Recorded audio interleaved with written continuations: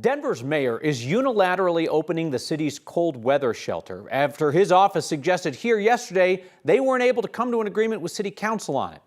Our Spencer Soisher asked, when we are dealing with something as serious as saving lives in sub-freezing weather, why the political games as the temperatures plunge?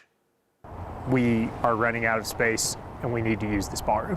One of Denver's largest cold weather shelters opened this morning. Over 200 beds now available on perhaps one of the coldest weekends we'll see all year. But yesterday, at least publicly, the mayor's office suggested this place opening was not a guarantee. There's been some back and forth, I guess, between council as to getting the site online. We're working with it right now in good faith. Last month, Denver City Council members voted down a contract to run the former Doubletree Hotel on Quebec as a cold weather shelter like the city did last winter.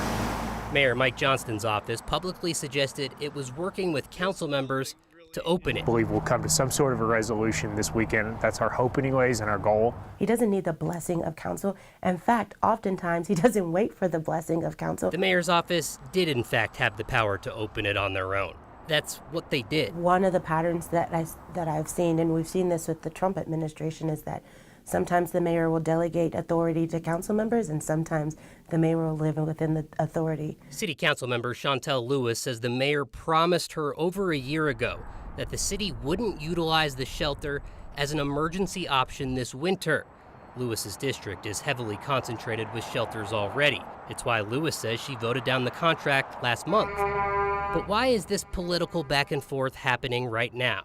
The mayor's office says they have not had enough time to get a new cold weather shelter approved by the full council since the last contract was voted down. Every year, winter comes, and so the mayor and his administration had ample time to plan for this emergency. The emergency didn't start on Wednesday or yesterday.